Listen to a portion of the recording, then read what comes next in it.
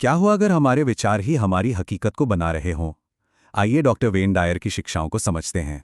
Doctor Dyer एक सवाल पूछते हैं, क्या हो अगर ख्याल सिर्फ ख्याल नहीं बल्कि हमारी दुनिया के आर्किटेक्ट हों? ये एक लाइन सब कुछ बदल देती है। हम वो नहीं पाते जो हम चाहते हैं, हम वो पाते हैं जो हम होते हैं। ये कोई जादू नहीं, बल्कि ग्रेविटी जैसा एक यूनिवर्सल लॉ है।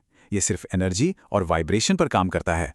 इसे ऐसे सोचें, हर विचार एक रेडियो सिग्नल की तरह एक खास फ्रीक्वेंसी पर ब्रॉडकास्ट होता है।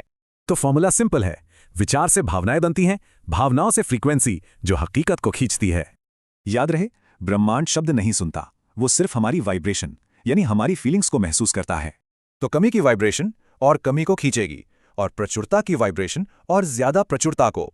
तो सवाल यह है, इस लॉ टू मास्टर कैसे करें?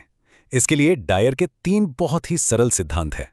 पहला सिद्धांत और सबसे जरूरी, ये सब कुछ माइंडसेट के बारे में है।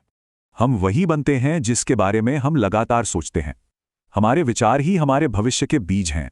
दूसरा सिद्धांत है पीछा करने के बजाय आकर्षित करने का। मतलब चीजों को कंट्रोल करने की कोशिश छोड़ दें, बस कुदरत के बहाव पर भरोसा करें। और आखिर में तीसरा सिद्धांत, असली जादू यही होता है। जो भी चाहिए उसे देखने से पहले महसूस करना होगा। वो फीलिंग ही असली फ्रीक्वेंसी है। तो इन सिद्धांतों को रोज की जिंदगी में कैसे लाया जाए?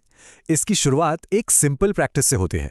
रोज बस 10-15 मिनट में सुबह धन्यवाद, सपनों को विजुअलाइज करना और रात में एफर्मेशंस।